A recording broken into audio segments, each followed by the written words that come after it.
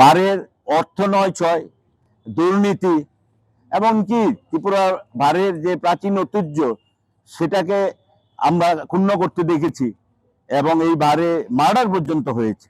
বারের পরিবেশ নিয়ে সবাই উদ্বিগ্ন, দল মত নির্বিশেষে সমস্ত অংশের আইনজীবীরা উদ্বিগ্ন। তাই আমরা এই আইনজীবী উন্নয়ন মঞ্চের পক্ষে আমাদের প্রার্থী দাঁড়িয়েছে, 15 জন প্রার্থী দাঁড়িয়েছে। আমরা নিশ্চিত এবং এটা আমাদের প্রতিশ্রুতি, বারে সে প্রাচীন ঐতিহ্য বজায় রেখেই বারের শান্তি শৃঙ্খলা এবং আইনজীবীদের স্বার্থে এই বার আমাদের রাষ্ট্রবাদী মানসিকতা নিয়ে আমাদের রাজ্যের যে সরকার, আমাদের দেশের যে সরকার, দেখেছেন আমাদের প্রিয় প্রধানমন্ত্রী প্রায় এখন ভারতবর্ষে সমস্ত প্রধানমন্ত্রীদের রেকর্ড ভেঙে দিয়ে উনি দীর্ঘকালীন প্রধানমন্ত্রী আসনে অধিষ্ঠিত আছেন এবং যেভাবে রাজ্যের জন্য দুহাত ভরে সাহায্য করছেন। আমাদের এই ত্রিপুরা বারের অনেকগুলো সমস্যা আছে এবং অনেক বৈষম্য আছে।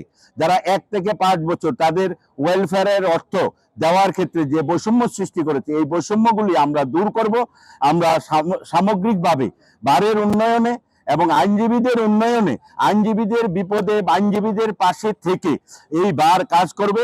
আমরা নিশ্চিত আগামী পরশুদিন মানে 13ই জুন আমাদের এই ত্রিপুরা বারের এই নির্বাচনে আইনজীবী উন্নয়ন মঞ্চ থেকে যারা প্রার্থী হয়েছেন তাদেরকে বিপুল ভোটে আইনজীবীরা জয়ী করবে এবং বারের পুরনো ঐতিহ্য সংস্কৃতি আমরা ফিরিয়ে দেবো এবং বারের দুর্নীতি আমরা রুখবো এবং আইনজীবীদের ওয়েলফেয়ারে আমরা কাজ করব।